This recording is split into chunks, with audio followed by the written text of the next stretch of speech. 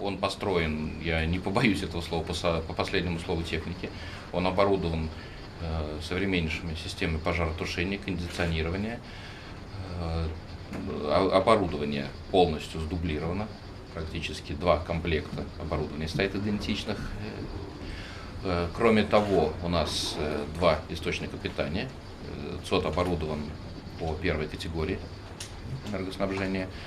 В случае, если пропадает электропитание на 2 источниках, что достаточно маловероятно, но возможно, у нас стоит дизельная установка, которая в течение нескольких секунд запускается, и энергоснабжение центра обработки вызовов продолжается в самой, что ни на есть, чрезвычайной ситуации.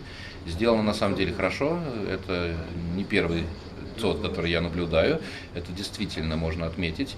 И что самое главное, у нас есть достаточно ресурсов, площадей и ресурсов по энергоснабжению, по кондиционированию, по охлаждению, для того, чтобы расширять и мощности дополнительные в ЦОДе размещать оборудование в интересах МЧС и ведомств, которые вот в этом заинтересованы.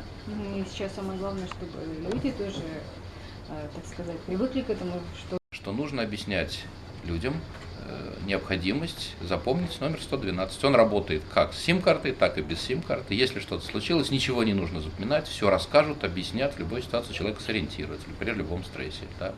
Это так.